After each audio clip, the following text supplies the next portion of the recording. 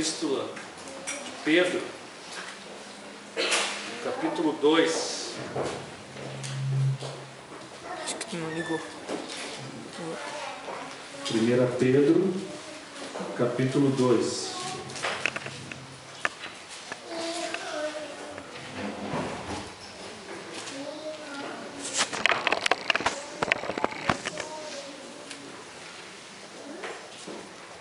A partir do versículo 9.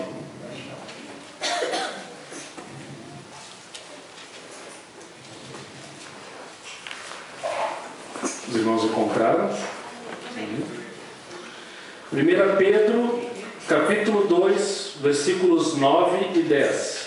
Nos diz assim a palavra do Senhor: Mas vós sois geração eleita, sacerdócio real, nação santa, povo de propriedade exclusiva de Deus, para que anuncieis as grandezas daquele que vos chamou das trevas para a sua maravilhosa luz. Antigamente não erais povo, agora sois povo de Deus. Não tinhais recebido misericórdia, agora recebestes misericórdia. Amém. Os irmãos podem tomar assento.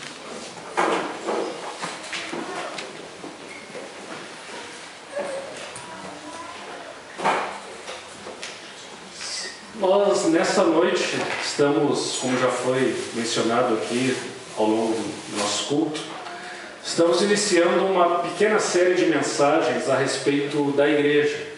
Uma série bastante curta, algumas semanas. Mas nem por isso é uma série pouco importante. Pelo contrário, é uma série muito relevante. Conversando com nossos obreiros, nós achamos importante falar um pouco a respeito do que é a igreja, qual a relação que o cristão tem com a igreja, o que a igreja faz pelo cristão, o que o cristão tem de responsabilidade para com a igreja. São pontos muito importantes que às vezes não são suficientemente pregados nos púlpitos. E como o culto de domingo é o principal meio de comunicação, de ensino da igreja, nós decidimos então fazer essa pequena série durante algumas semanas. E nessa noite nós vamos fazer uma pequena mensagem introdutória a respeito disso. Eu não vou aqui entrar em definições, em conceitos teológicos sobre o que é a igreja ou não. Isso talvez comece a ser tratado ao longo das semanas. Eu queria falar nessa noite a respeito de dois aspectos que são fundamentais para uma vida em comunhão. Aliás, esse é o título principal da nossa série, né? Vida em comunhão, aprendendo a ser igreja. E se vocês olharem para esse título, vocês vão perceber ali que nós falamos na segunda frase, aprendendo a ser igreja. E uma primeira constatação que nós podemos fazer, se formos olhar o Novo Testamento e procurarmos todas as referências bíblicas que falam em igreja ou povo de Deus, em nenhum caso nós vamos encontrar essas referências dizendo que os cristãos iam à igreja. Nós vamos à igreja no domingo, nós vamos à igreja na quarta. Não, pelo contrário, as referências que nós temos no Novo Testamento, elas indicam que nós somos a igreja. Um importante teólogo refletiu a respeito disso e ele constatou que um dos problemas que as igrejas contemporâneas enfrentam hoje é que se perdeu essa dimensão de que nós somos igreja. Nós não simplesmente viemos à igreja, nós somos. A igreja, nem precisaria estar falando aqui porque eu tenho certeza que vocês sabem disso, mas a igreja não é um simples prédio. A igreja não é convencionalmente no nosso idioma, em todos os idiomas onde o cristianismo existe, nós chamamos o prédio onde nós nos reunimos de igreja. Mas nós sabemos que à luz da Bíblia a igreja é muito mais do que isso. E na verdade pode haver uma igreja sem haver sequer um prédio. Assim era nas igrejas primitivas, assim aconteceu no livro de Atos. A igreja aparentemente se reunia no templo de Jerusalém, que era o lugar de culto dos judeus, e os judeus odiavam os cristãos, mas num primeiro momento eles se reuniam no templo e também nas casas das pessoas. Ou seja, não havia um edifício chamado igreja naquele primeiro momento. E até hoje, em vários lugares do mundo, principalmente onde o cristianismo é perseguido, não existem templos, não existem locais oficiais de reunião. As pessoas se reúnem nas casas, ou nos subterrâneos, ou em algum prédio alugado que não parece uma igreja. Mas nem por isso elas são menos igreja, porque a igreja é o que nós somos e não um lugar onde nós vamos. Agora, quando nós falamos que igreja é o que nós somos, é importante nós pensarmos o que nos vem à mente quando nós pensamos em igreja. Provavelmente se os irmãos pararem para examinar um pouco, pensarem o que vem à mente de vocês quando vocês pensam em igreja. A igreja é um lugar de... Já começa com um pequeno equívoco aí, nós vemos que a igreja é um lugar. Na verdade, a igreja não é um lugar, a igreja somos nós. Mas enfim, normalmente a nossa cultura aqui no Ocidente, no Brasil, enfim, todos os lugares aqui onde há igrejas cristãs no Ocidente, nós costumamos pensar em várias coisas, várias imagens nos vêm à mente quando pensamos em igreja. Quando eu preguei algumas semanas atrás sobre batalha espiritual, eu mencionei o fato de que uma imagem bastante equivocada que se tem de igreja é aquela ideia de que igreja é um hospital. É um hospital onde pessoas enfermas, pessoas doentes, pessoas machucadas, judiadas pela vida, pelo mundo, ou por seja lá quem for, elas vão nesse lugar para obter cura, restauração e assim poder ter uma vida mais plena. Então algumas pessoas têm a ideia de que a igreja é um grande hospital ou talvez um spa onde nós vamos para recarregar nossas energias. Essa visão de igreja ela é equivocada. Não que a igreja não tenha essa dimensão, ela até tem essa dimensão, mas nem de longe esse é a principal figura para expressar o que é uma igreja. A igreja é muito mais do que isso, ela é muito mais do que um hospital onde os feridos vão se tratar. Algumas pessoas também pensam que a igreja é tipo assim, uma espécie de um supermercado. Só que um supermercado não onde eu compro bens materiais, mas onde eu compro bens espirituais. Eu estou me sentindo mal, estou me sentindo triste, estou magoado com alguém, então eu vou lá na igreja, e lá na igreja eu assisto algumas coisas, falo algumas coisas, canto e oro, e em troca eu recebo aquilo que eu quero, então eu vou lá, recebo o que quero e vou embora. Então algumas pessoas acham que igreja é isso. Essa visão ela é equivocada, por quê? Porque ela ignora totalmente o aspecto de comunidade, comunhão. Igreja não é um supermercado, não é um shopping onde eu vou e compro meus produtos e vou embora. Apesar de muitas igrejas fazerem isso hoje em dia, e eu não vou ficar aqui falando de outras igrejas, mas o fato é que em muitas denominações isso acontece. É simplesmente um lugar onde as pessoas vão, compram o que querem, recebem o que querem e vão embora, não compartilham sua vida com ninguém, não têm amizades, não têm relacionamentos, não têm comunhão e não se veem como parte de alguma coisa maior do que elas mesmas. Essa é uma visão, portanto, incompleta de igreja. Outras pessoas também veem a igreja como uma espécie de atividade social. A igreja é um local onde eu satisfaço minhas necessidades sociais. Eu preciso me relacionar com pessoas, então eu vou numa igreja onde as pessoas têm mais ou menos o meu nível social, o meu nível intelectual, e lá eu falo de coisas que eu gosto, né? De repente eu vou numa igreja que tem muitos empresários, e lá eu posso falar sobre negócios, ou sobre as pressões que os empresários cristãos enfrentam no seu dia a dia, ou vou numa igreja que tem muitos profissionais liberais, e lá eu posso então conversar sobre como ser um bom profissional cristão. E as pessoas então vão na igreja porque elas têm afinidades com as pessoas. A igreja acaba então se tornando uma espécie de clube, assim como tem aí Sojipa, União, a igreja seria mais um. É um clube no qual eu encontro pessoas e comparto algumas ideias e tenho uma vida social mais plena. Essa visão ela também é equivocada e insuficiente. A igreja não é um clube e a igreja não é um lugar onde as pessoas vão por causa das pessoas. Há algo maior do que isso. Há um propósito maior do que isso para as pessoas irem na igreja. Outras pessoas pensam que a igreja é um lugar onde se vai para fazer alguma atividade social. Vamos lá porque nós temos um trabalho social, aí nós vamos transformar o mundo, vamos ajudar os pobres, vamos ajudar aqueles que não têm o que comer, vamos nos envolver em alguma causa. Alguns até associam igreja com ativismo social, porque de fato algumas igrejas pararam de pregar o evangelho e se reduziram a mero ativismo social. Vamos lutar por uma causa de inclusão das pessoas que têm algum problema, e aí elas dedicam toda a vida e a própria estrutura da igreja para isso, para essa causa. E vamos mudar o mundo e vamos criar uma sociedade mais justa. Esse é o propósito da igreja. Então a igreja se torna quase que um clube político, assim, um lugar onde ativistas políticos discutem táticas de expansão daquelas ideias que eles têm. Na verdade, isso também não é igreja. Todas essas imagens, portanto, podem ter algum grau de veracidade, podem até expressar algumas coisas que de fato acontecem na igreja e que de fato se encontram na igreja no fim de semana. Mas a igreja é muito mais do que isso. E esse texto que nós lemos aqui em 1 Pedro, no capítulo 2, Pedro não usa aqui a palavra igreja, mas ele usa uma série de sinônimos para falar da igreja. E ele dá tantas qualificações aqui para a igreja, que se nós fôssemos pregar detalhadamente sobre cada uma dessas expressões que ele usa para falar do que os destinatários da carta eram como igreja, nós ficaríamos aqui vários fins de semana falando a respeito disso. Não é meu propósito aqui fazer uma exposição minuciosa desse texto, mas esse texto aqui nos mostra que a igreja é algo muito mais que aquilo que eu falei. Vejam só, sois uma geração eleita, nos fala do fato de que Deus nos chama.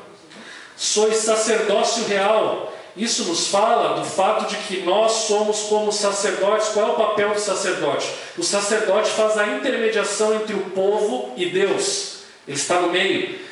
Não é que nós somos sacerdotes como no Antigo Testamento, mas há uma analogia aqui. Nós fazemos a intermediação entre Deus e o mundo. O mundo não conhece a Deus. Deus quer se relacionar com o mundo. Deus quer se reconciliar com o mundo.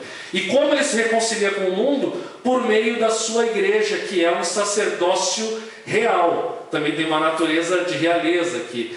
Mas nós então fazemos essa intermediação. Por isso até em uma carta de Paulo, em 2 Coríntios, Paulo vai dizer que nós somos como que embaixadores de Deus, ou embaixadores do reino. Mas não é que eu, Rodrigo, sou embaixador de Deus. Seria muita pretensão minha achar que eu sou o embaixador. Na verdade, a igreja cumpre esse papel e todos nós somos embaixadores. Não é uma pessoa que é mais ou menos embaixador ou mais especial do que o outro. Mas nós como igreja, como um grupo unidos, somos embaixadores do reino de Deus, somos sacerdotes, nós fazemos uma intercessão, apresentamos o mundo a Deus e apresentamos Deus ao mundo, fazemos essa mediação.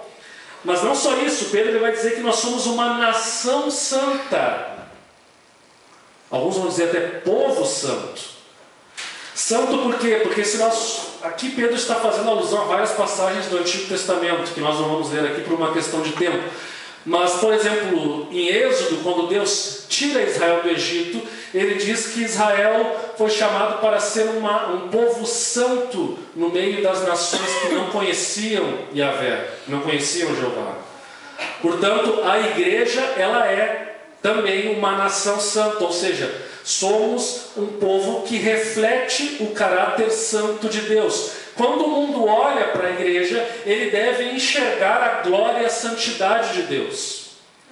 Que isso não aconteça é uma tragédia, mas é isso que deveria acontecer. O mundo deveria olhar para nós, deveria olhar, e eu não falo aqui da igreja como uma instituição, ele vai olhar para a Assembleia de Deus, ou ele vai olhar para a Presbiteriana, ou ele vai olhar para a Igreja Católica. Não, não é isso. Eu falo aqui da igreja local, esse grupo que se reúne. Nós aqui como igreja no Jardim Botânico, uma igreja pequena com aproximadamente 50 membros, nós somos uma nação santa. Fazemos parte do corpo maior de Cristo, completo e total, que é a igreja ao longo de toda a história, mas aqui nós encarnamos esse ideal de santidade.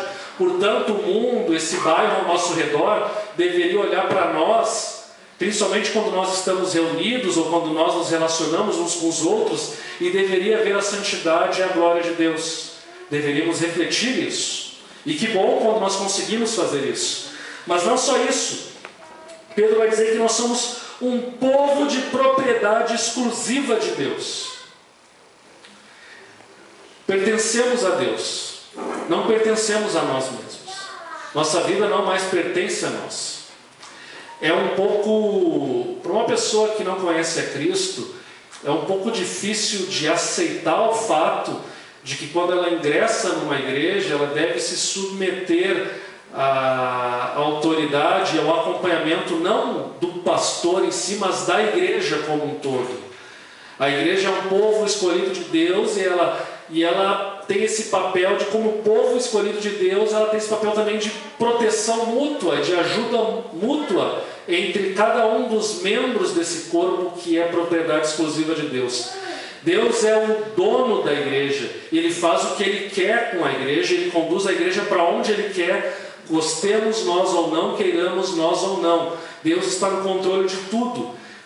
E portanto Ele nos chamou para sermos propriedade exclusiva dEle. Isso nos fala não apenas de que nós somos não como se nós fôssemos uma mercadoria qualquer nas mãos de Deus, mas fala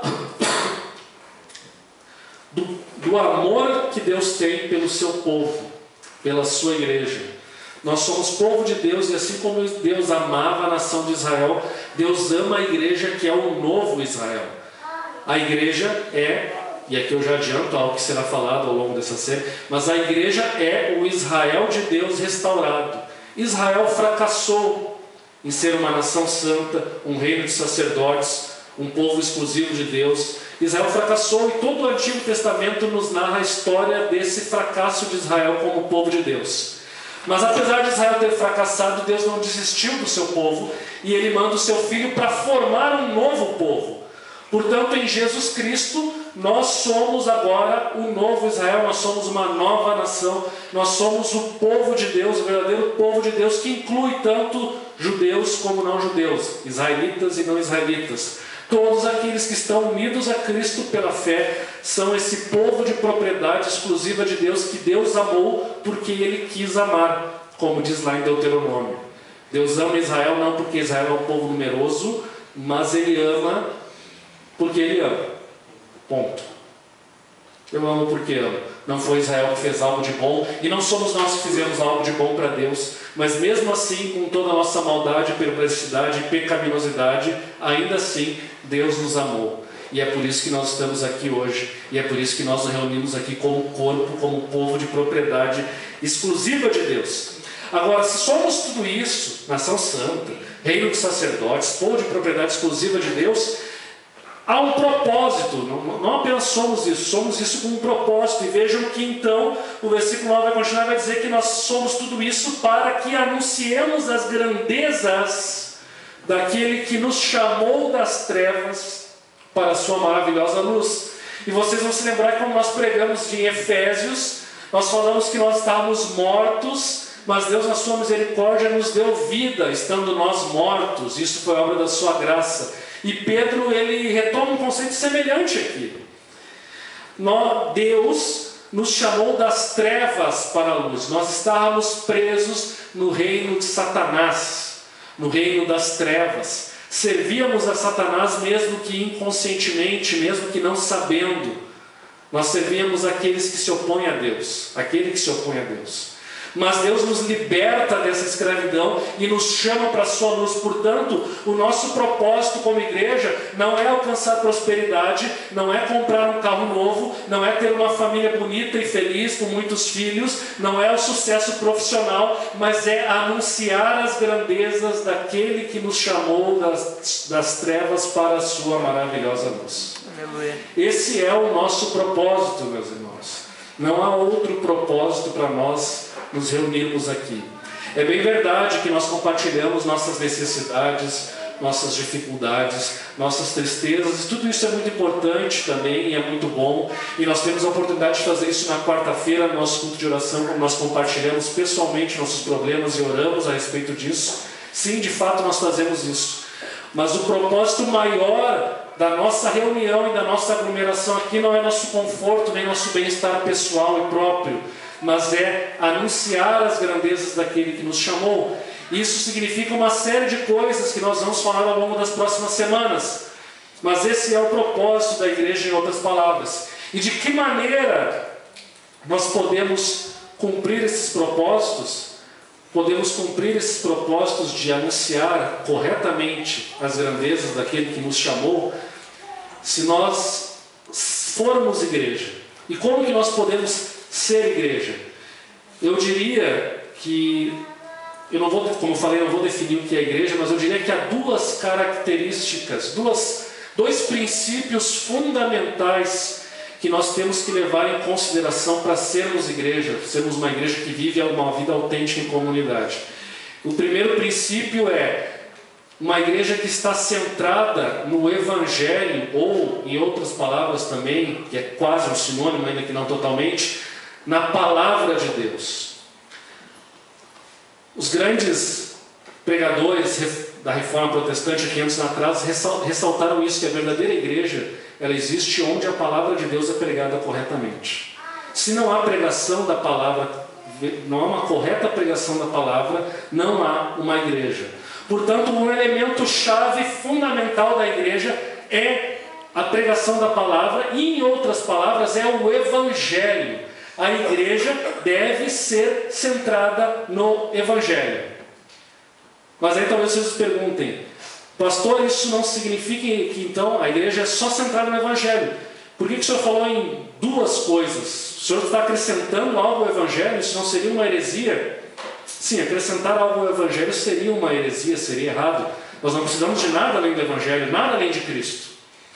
Mas quando eu falo que há um outro princípio, eu apenas extraio esse outro princípio como uma consequência de levarmos a sério o Evangelho. Que é, na verdade, o segundo princípio é a vida em comunidade, ou a comunidade da igreja. Por quê? Porque a igreja, existe até um livro com esse nome, a igreja é o Evangelho visível. A igreja é uma forma como o Evangelho é percebido pelo mundo. Não existe voo solitário, não existe cavaleiro solitário na causa do Evangelho.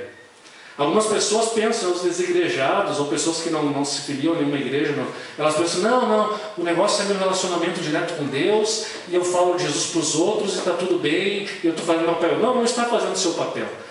Não há cristão sem igreja. O cristianismo pressupõe a união a uma igreja. Por quê? Porque a igreja está no centro dos propósitos redentores de Deus para a humanidade. Se for possível, eu vou demonstrar isso ao longo dessa mensagem. Mas a igreja está no centro do propósito de redentor de Deus. Portanto, não é possível se beneficiar das bênçãos do Evangelho sem estar numa igreja. Alguém pode sim ouvir falar do Evangelho no dia a dia com alguém e a partir daí passar por um processo de conversão. Mas uma vez que se converta, é natural que a pessoa entre numa igreja, até porque ela só vai poder ser batizada numa igreja. E o batismo é fundamental para a vida cristã. Não podemos dizer que estamos plenamente comungando com Cristo sem estarmos batizados e sem estarmos participando da ceia do Senhor. Por isso não há cristão sem igreja, e por isso a igreja é fundamental, e por isso comunidade, ou seja, a vida em comunidade é o segundo ponto fundamental é o segundo ponto fundamental que deve estruturar a nossa vida em comunidade aqui no Jardim Botânico. Agora, quando falamos em Evangelho, o que se entende por Evangelho? Todos nós temos uma noção do que é Evangelho, todos nós, na verdade, temos a obrigação de sabermos o que é o Evangelho. Por um motivo muito simples, porque todos nós estamos numa missão, todos nós fazemos parte da missão da igreja. E a missão da igreja é anunciar as glórias daquele que nos chamou das trevas para a sua maravilhosa luz. Esse é o papel da igreja, e portanto, se nós estamos na igreja, nós participamos desse anunciar. Todos nós, portanto, somos embaixadores, e a mensagem que o embaixador traz é a boa nova. Evangelho significa boa nova, no grego original. E portanto, nós não teríamos nada para comunicar se não soubéssemos o Evangelho. Se não falamos o Evangelho para as pessoas, é melhor ficarmos calados. O Evangelho, nosso papel é anunciar o Evangelho, não é nem falar de Deus genericamente, ou de Israel, não, é o Evangelho. E o que é o Evangelho? Resumidamente, em poucas palavras, nós poderíamos explicar o Evangelho tendo alguns parâmetros fundamentais. O primeiro dele é Deus. Deus criou o mundo. Criou o mundo e o ser humano para a sua glória e para ter um relacionamento com ele. Mas esse ser humano criado por Deus se rebelou contra Deus e não quis, portanto, viver em comunhão sujeito à autoridade de Deus. Ele quis ser o Senhor do seu próprio ser, da sua própria vida, quis viver a parte de Deus. E aí entra o pecado no mundo. E toda a criação é maculada pelo pecado, o mal entra na realidade humana, e aí todas as desgraças que nós vivenciamos até hoje são fruto dessa escolha que nossos pais fizeram, que a Bíblia nos narra lá em Gênesis 1 e 2. Mas se nós estivéssemos no lugar de Adão e Eva, nós teríamos feito a mesma coisa. Por isso é errado dizer que foi Adão que pecou e eu sofri a consequência. Não. Nós sofremos as consequências porque Adão nos representava lá, e o que ele fez seria praticado por qualquer um de nós. E além disso, nós pecamos diariamente. Não foi só o pecado original de Adão, mas nós diariamente pecamos também. Portanto, nós estamos afastados de Deus por causa disso e não temos como nos aproximar de Deus pelo nosso esforço. Por isso, se queremos ter um relacionamento com Deus, Deus é que tem que tomar uma iniciativa. E Ele tomou uma iniciativa. Ele mandou o seu Filho, Jesus Cristo, que era Deus e ao mesmo tempo se fez homem. E esse Filho, Jesus Cristo, levou a condenação do nosso pecado, e por ser homem, e por ser verdadeiramente homem, verdadeiro Deus, Ele pôde então sofrer em nosso lugar. E portanto, quem crer em Cristo se beneficia dos benefícios que a morte de Cristo conquistou. Cristo foi justo? Se eu creio em Cristo, eu sou considerado justo por Deus. Cristo foi santo? Se eu creio em Cristo, eu me beneficio da santidade de Deus. Então, em Jesus Cristo, nós podemos ter de novo um relacionamento com Deus. Então, é Deus, homem, Jesus Cristo. Ou Deus, pecado, homem, Jesus Cristo. Esse é um resumo do Evangelho. Aquele que se arrepender e crer em Jesus Cristo e confiar que Jesus Cristo é suficiente para a sua salvação, este é considerado justo por Deus e é justificado. E ele, portanto, pode ser batizado e ingressar numa igreja. Resumidamente, a mensagem do Evangelho, num nível individual, é essa. Esse é o Evangelho que normalmente nós ouvimos pregar, com variações, evidentemente, cada pessoa fala de um jeito diferente, mas resumidamente é isso que se prega. Mas há uma outra dimensão do Evangelho que às vezes se negligencia, que nós encontramos em Colossenses, por exemplo. Colossenses, no capítulo 1, que eu vou ler aqui rapidamente, que eu diria que essa é a dimensão cósmica do Evangelho. O Evangelho não é simplesmente Deus salvando indivíduos para se relacionar com Ele. O Evangelho é mais que isso. O Evangelho é Deus restaurando toda a criação e formando um povo para que esse povo viva e adore-o por toda a eternidade. É aqui que entra então a dimensão coletiva da nossa salvação. Mas, se nós lermos então Colossenses, capítulo 1, a partir do versículo 13, nos diz assim: Ele nos tirou do domínio das trevas e nos transportou para o reino do Filho amado, em quem temos a redenção, isto é, o perdão dos pecados. Ele é a imagem de Deus invisível, o primogênito sobre toda a criação, porque nele foram criadas todas as coisas nos céus e na terra, as visíveis e invisíveis, sejam tronos, dominações, principados e poderes. Tudo foi criado por Ele e para Ele. Ele existe antes de todas as coisas e nele tudo subsiste. Ele também é o cabeça do corpo, que é a igreja, o princípio e o primogênito dentre os mortos, para que em tudo tenha o primeiro lugar. Porque foi da vontade de Deus que nele habitasse toda a plenitude, e havendo feito a paz pelo sangue da sua cruz, por meio dele reconciliasse consigo mesmo todas as coisas, tanto as que estão na terra como as que estão no céu.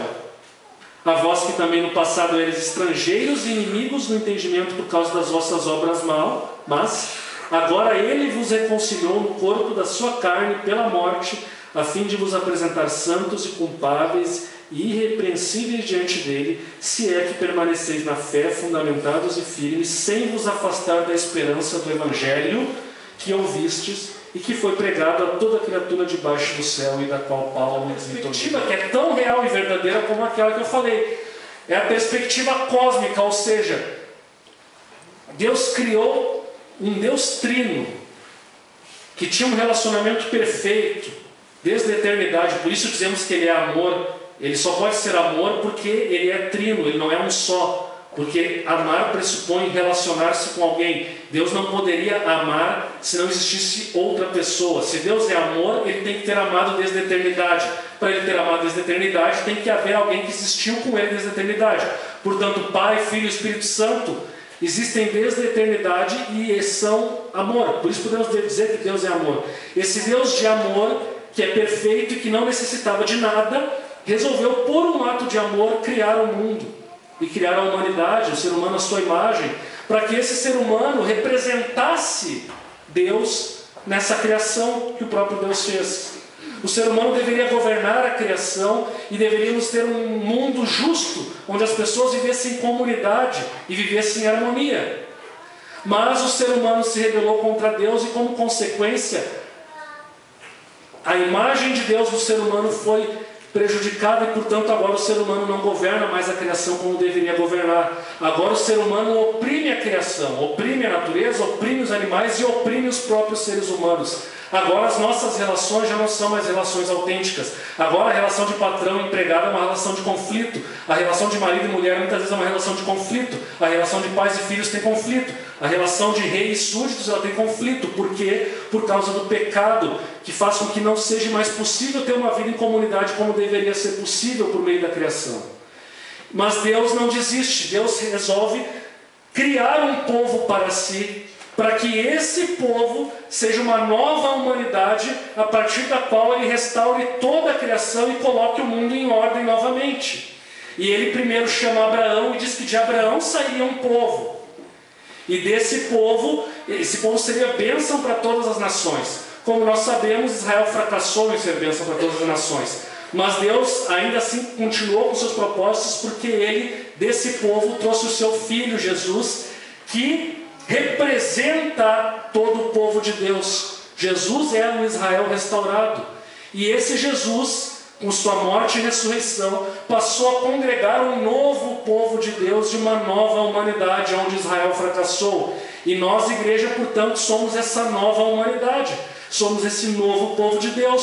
Somos esse povo que Deus usa para transformar o mundo em que nós vivemos. Somos instrumentos na mão de Deus, das mãos de Deus, para promover o reino de Deus. De novo voltamos, somos embaixadores. Então essa é a dimensão cósmica do Evangelho. Deus usa o seu povo para restaurar a criação. Nós não vamos implantar o reino de Deus aqui na terra, não me entendam mal. Nós somos um instrumento de Deus para anunciar a mensagem de que Deus está restaurando a sua criação e um dia todas as coisas serão restauradas e, portanto, já não haverá choro, doença, fome, sofrimento e opressão. E nós poderemos então viver em comunidade. Mas o fato é que quando Jesus ressuscitou, ele já implantou uma nova comunidade. E a igreja, portanto, ela é uma antecipação desse povo de Deus perfeito e restaurado no futuro. Portanto, nós como igreja temos que ser, e aqui eu entro no segundo ponto, que é a comunidade, devemos ser um contraste ao mundo ao nosso redor. Por quê? Porque somos um povo, somos uma nova humanidade, somos um povo novo. E esse povo novo não é igual ao povo que está ao seu redor, aquele povo que não conhece a Deus. Nós devemos ser igreja de uma tal forma que representemos Deus de uma forma que as pessoas vejam a glória de Deus. E isso vai acontecer quando nós tivermos um relacionamento em comunidade. Quando os membros se preocuparem uns com os outros, amarem uns aos outros, orarem uns pelos outros, pensarem no crescimento espiritual uns dos outros, ajudarem aqueles que passam necessidade. Quando eles tiverem um envolvimento tão grande que aquela igreja possa ser chamada de uma família, ou uma segunda família, uma família que não tem laços de sangue, mas tem laços espirituais. Quando o mundo perceber isso, que há aqui uma verdadeira família vinculada, cujo vínculo de amor que elas têm é Jesus Cristo, promovido pelo seu Espírito, o mundo vai ver que há algo de diferente, que há algo de sobrenatural. E nós seremos então uma comunidade sobrenatural. Não seremos aqui um grupo de pessoas que se reúnem porque são parecidas e têm interesses em comum. Um grupo de pessoas de classe média que adoram Jesus e ficam falando sobre seus trabalhos, profissões, sobre futebol, blá blá blá blá blá. Não!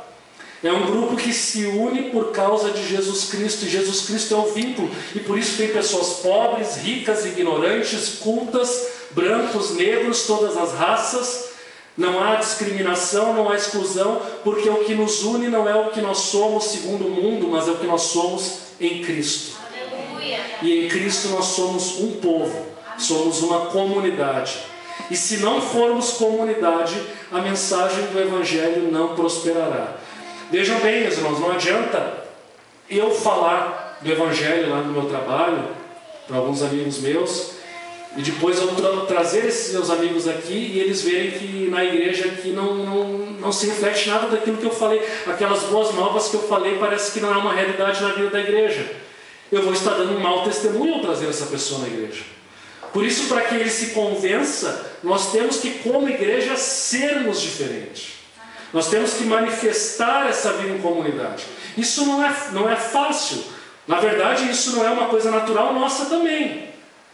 Algumas pessoas se dão melhor em sociabilização, mas não se trata disso. Se trata de uma obra sobrenatural do Espírito Santo.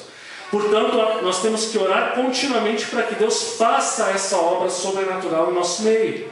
E esse é um dos principais motivos que nós oramos todas as quartas-feiras aqui, para que Deus forme uma comunidade que seja evidente ao mundo que ali há algo sobrenatural, que ali se manifesta de fato o amor de Deus.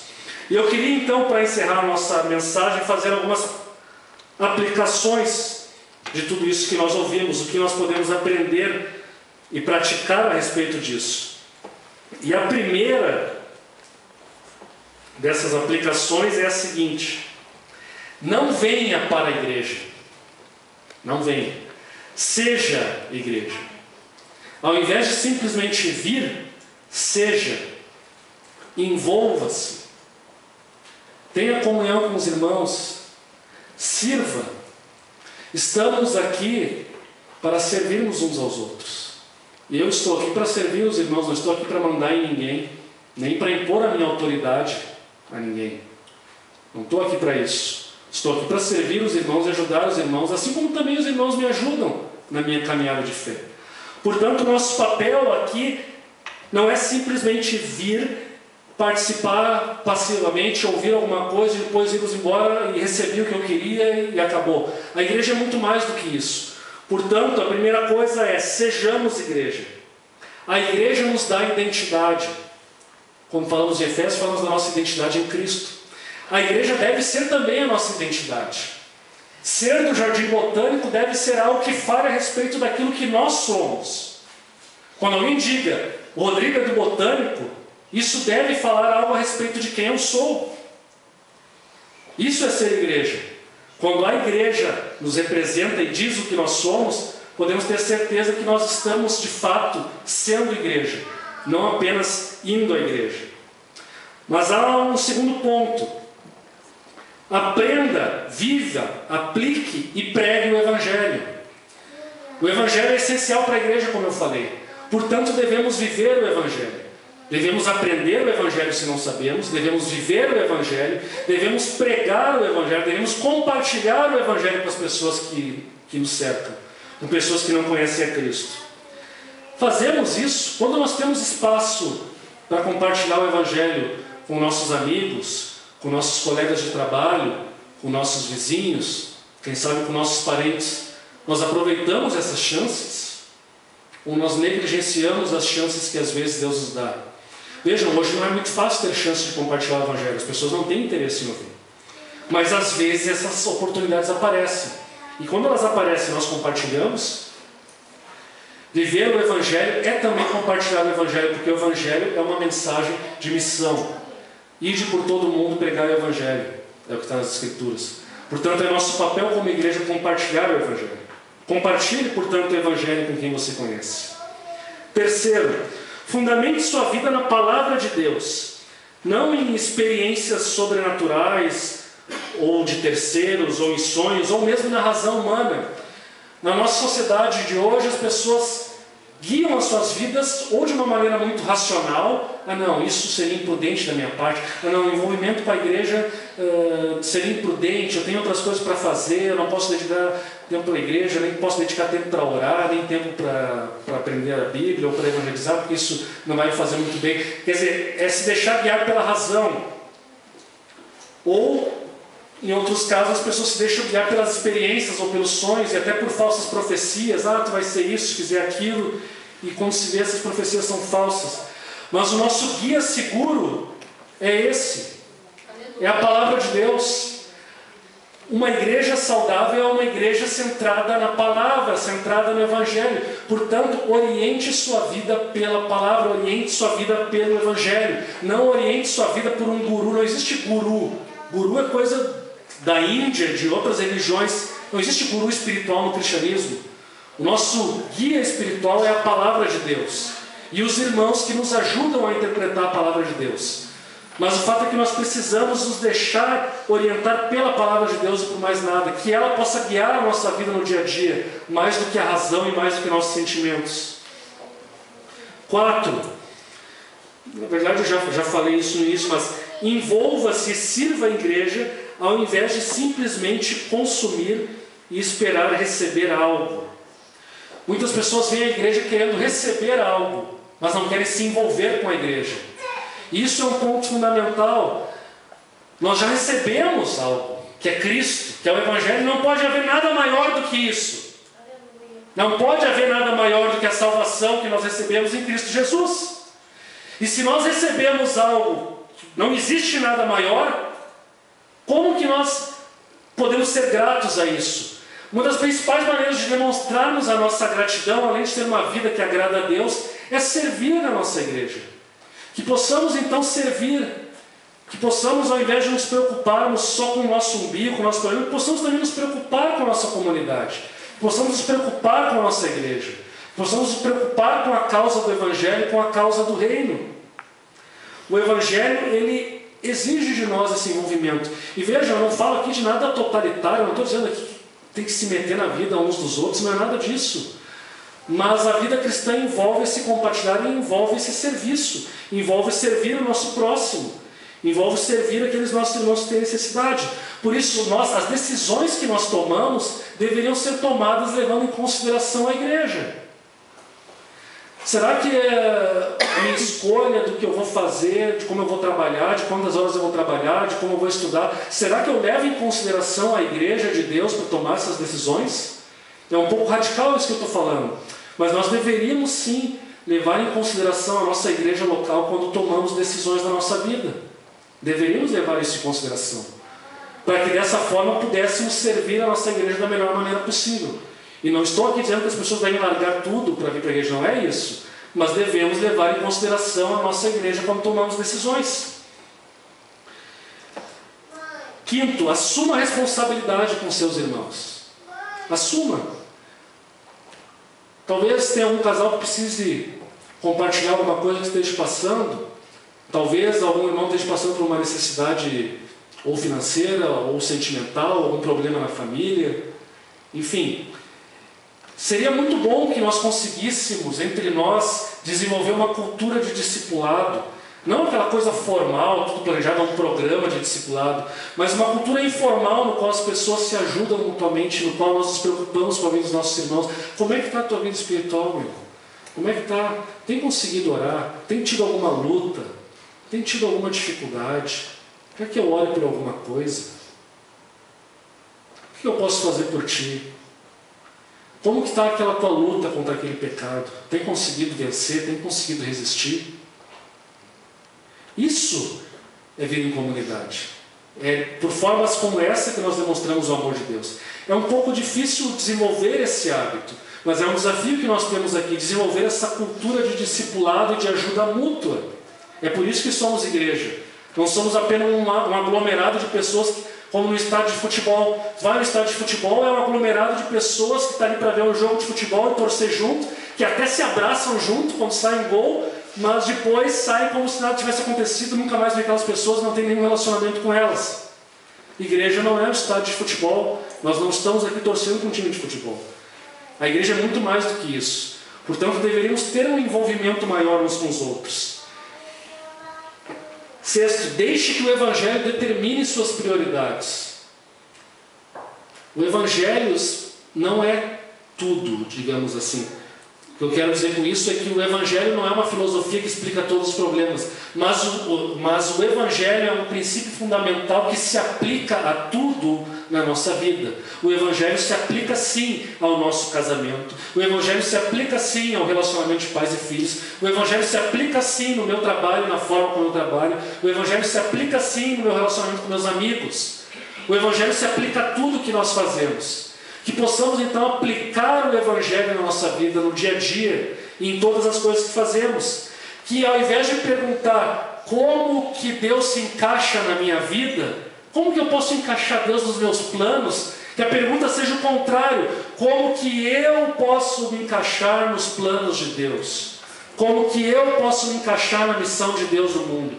Não é ficar pedindo para que Deus me mostre uma missão, mas é eu procurar e me envolver com a missão que Deus tem para a sua igreja. As pessoas às vezes são muito individualistas, elas pensam assim: não, Deus vai me dar um ministério para mim, vai me dar uma situação para mim, vai resolver a minha situação. As pessoas pensam que Deus só se preocupa com elas. Às vezes chega a um tal ponto que elas usam Deus para justificar o egoísmo delas. Ai, Deus me deu emprego, todo mundo perdeu a concorrência comigo, tinha um monte de irmão concorrendo naquela vaga, mas Deus deu para mim porque Ele me ama. E os outros não. Deus não ama os outros. Quer dizer, pessoas que são muito centradas em si mesmas e pensam que a igreja serve para servir os seus interesses e os seus desejos. Mas não. Que possamos olhar mais para os outros e não tanto para o nosso próprio umbigo. Esse é um momento, quando nós conseguimos fazer isso, nós conseguimos nos libertar das nossas ansiedades. Porque nós conseguimos ver além dos nossos problemas. E por fim, abandone os ídolos desse século que contrariam o Evangelho que a igreja prega. O pecado entrou no mundo por um ato de idolatria. O ser humano preferiu acreditar em si mesmo e em Satanás, ao invés de acreditar no que Deus falou. Isso foi um ato de idolatria. A origem de todos os pecados, de todos os males, é a idolatria. E hoje nós temos os nossos ídolos voltados com sexo, com honra, com poder, com autorrealização, com conforto, dinheiro, enfim. Essas coisas todas o mundo vive idolatrando e vive escravizado por elas. Nós não podemos viver idolatrando essas coisas nem escravizados por elas. Portanto, que possamos abandonar esses ídolos desse século, possamos fazer uma autoanálise e largarmos de mão esses ídolos para nos dedicarmos totalmente e integralmente a Deus e ao seu corpo, que é a igreja. Que possamos servir a Deus e falar o Evangelho com autoridade, e não com o rabo preso de alguém que idolatra alguma coisa e não adora a Deus como verdadeiro e único Deus. Abandone os ídolos do seu coração, examine o seu coração, veja o que está lá, e abandone tudo aquilo que não agrada a Deus, tudo aquilo que tome o lugar de Deus. Deixe isso de lado. A minha oração, portanto, encerrando essa mensagem, essa pregação, é que nós, enquanto igreja, possamos manifestar aqui, nessa congregação, aqui no Jardim Botânico, que essa é a nossa igreja, esse é o nosso lugar.